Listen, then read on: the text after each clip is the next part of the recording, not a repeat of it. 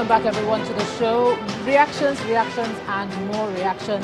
And I'm sure they're going to continue for the rest of the day and well into the week as we hope to go back to the polls on the 23rd of February. Well, we've since been joined by a senior lecturer of the Mass Communication Department of Bayes University, Dr. Abiodun Adeniyi. Thanks, Dr. Adeniyi, for joining us on The Verdict.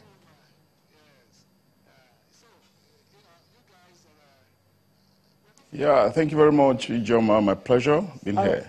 All right. As we've done with our other guests, just tell us how you felt when you heard this information, whatever time it was that you heard that the election had been postponed. What came to your mind?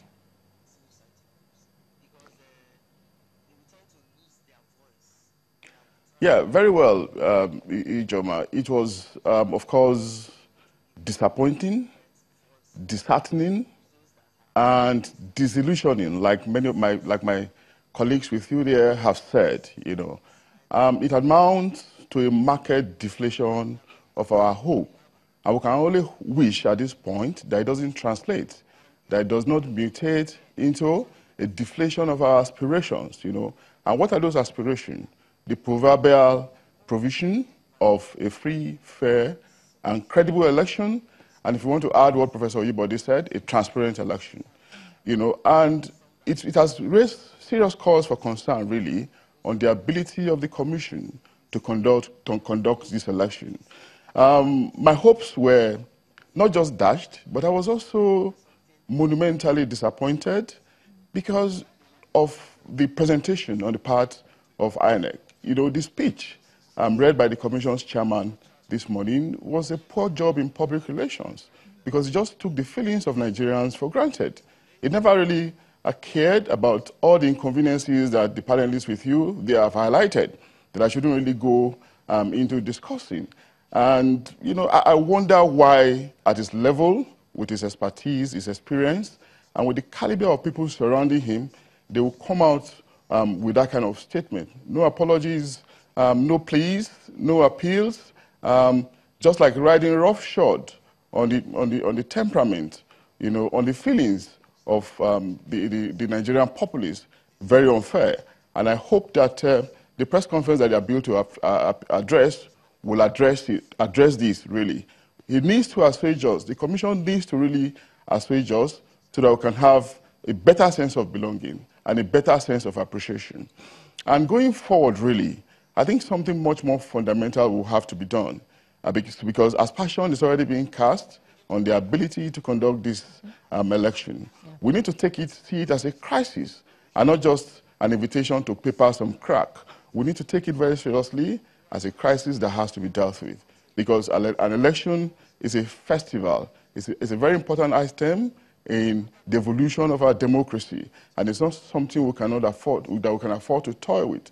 So if INEC has given us this kind of experience, after 3.5 years, or thereabout, like a lot of people have said, then I'm afraid that going forward, there might still be so many lacuna. What is the guarantee, Ijoma and Ladi there, that there won't be another postponement? And what is the guarantee that it will go near anyway, giving us the free, fair, and transparent election, the proverbial free, fair, and transparent election that we all desire?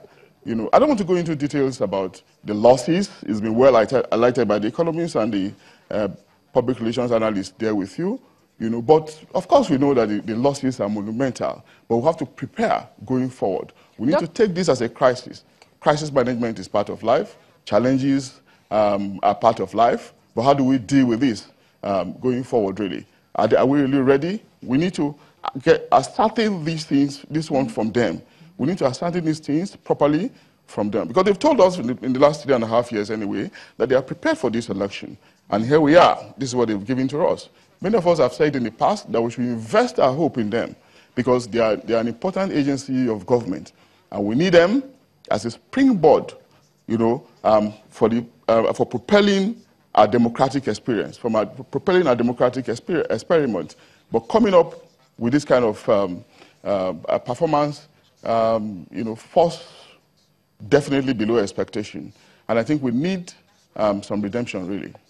Yeah. Okay, Dr. Adeni, let me just, I know we've talked a lot about the process to be seen to be credible.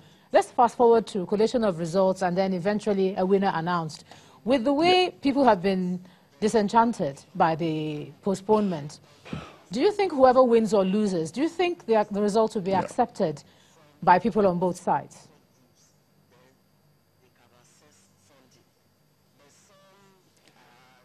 Yeah, very reasonable question, Ijoma. You know, even before now, there were fears in circles that election results might be contested.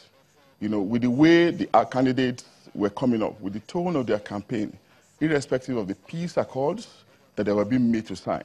You know, we're just hoping that one of them, you know, will say, okay, I concede defeat, or I agree that I've actually lost the election, you know, and congratulate the declared winner. We had this apprehension, we had this anxiety, but this has actually, this unexplained postponement, this unexplainable postponement, is actually going to aggravate our fears. And of course, it is what has factored your question. You know, it's a legitimate fear, really, whether or not they are going to accept defeat. But we cannot rest on our oars in calling on them that we had an experience in 2015 where a sitting president, you know, congratulated the winner. You know, what we need to do going forward is to have one of the prominent contestants, one of the two leading aspirants, try to match or beat the record set by Jonathan in 2015. It shouldn't be looked at from the point of view of the individual or the point of view of the party, you know, but in the larger interest of the nation as a very significant country on continental Africa, you know, and as a rising voice in global space. You know, we cannot continue to trade these pedestals. We cannot continue to trade these structures, these pillars around which, you know, we are being measured. You know, someone said earlier on over there, I think it was Ladi that asked the question around public relations. This is also it's a very important question, I think, you know, because an election really is a public relation tool for us. It's an opportunity for us to express ourselves and to announce our possible arrival on the global stage. And how do we make this announcement? We started it in 2015 where Jonathan considered victory, okay? All we need to do is to proceed on a greater pedestal from where Jonathan left us in 2015, so that by the time we continue to do that on a peaceful, smooth, and credible note, then we can say we're gradually arriving on the global democratic space, you know, as a rational nation where succession has become less of a problem. That's what we need to do, really. And that's what we need to continue to admonish these candidates to realize. It shouldn't be for their interest. They should look at the interest of the larger populace. And there's this point I also want to make, Ijoma. You know, you can serve the people, not just through a political office alone. There are many ways which you can serve the people. You know, there are names that we can reel out, really, in history. People who have made marks in the life of nations, in the life of their societies. Everything doesn't have to come through politics. So if that is the case, then why should we be die-hearted about political offices? Why should it be? If we have come out in the first instance to contest, it's a sign of courage. But we do not have to think that we necessarily have to win. There's an option to winning, and that option is losing.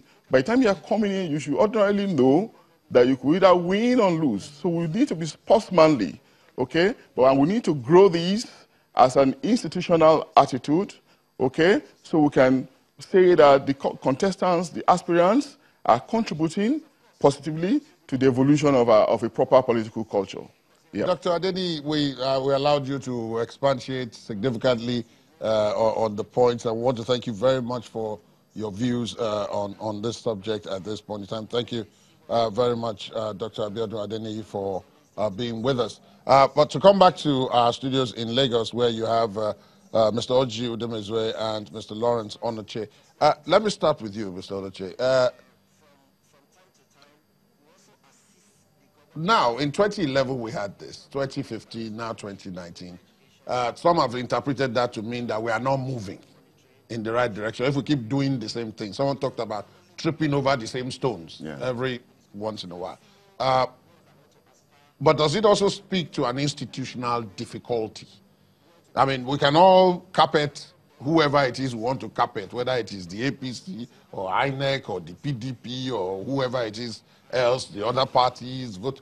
But does it also speak to an institutional problem for us? That it doesn't matter who is in any particular position. If we have that institutional or even structural problem, we're not going to go beyond this. This is not for this week, though. I mean, we're talking of moving forward beyond 23rd and probably even beyond March the 9th. Well, yes, to a great extent, it speaks of institutional and structural problem. But the question is, institutions and structure, do they run themselves? They are run by people. They are managed by people. They are run by people. And so, at the end of the day, it still boils down to the people in charge. So if we had the problem in 2011, we had it in 2015. By now, we should have devised a means to solve it or anticipated it and then, had a solution. So, but if it happened in 2011 and then by 2015, they were unable to solve it, by 2019, 8 years later, they should have been able to solve it, anticipating it and providing ready-made solution. Should in case XYZ happen, what do we do? But if you have not done that, it shows leadership ineptitude. Someone talked about scenario planning. Exactly, scenario planning. Project management. Yes.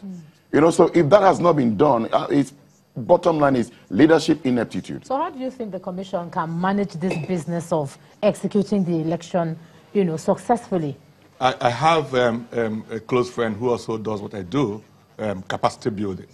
At the end of all of this, you find that Africa, indeed Nigeria, is playing with capacity development in every sphere of our governance. How do we select people who run our elections? Being a professor or an academic doesn't just qualify you. Who are those who are the resident electoral commissioners in our states? Who are those who make up the logistics team and all of those who manage INEC? Can we find out their qualifications and how they were selected? Are we aware, of what we call project management and all of those? Are they project management, certified?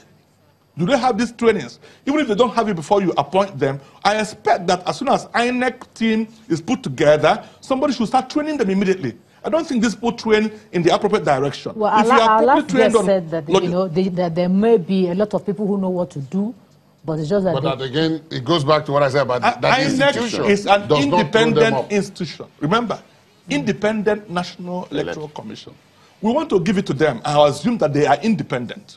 And this decision they just took, came out of their own independent view of things. In quote. In quote, I want to believe that. If it's quote, then it's not independent. So, okay. You cannot quote and say independent. What else do you want me to say, Ijoma? No. You have to assume that they are independent. It's Mr. Odoche who is and if they are independent, it means that they have taken an independent view of the preparedness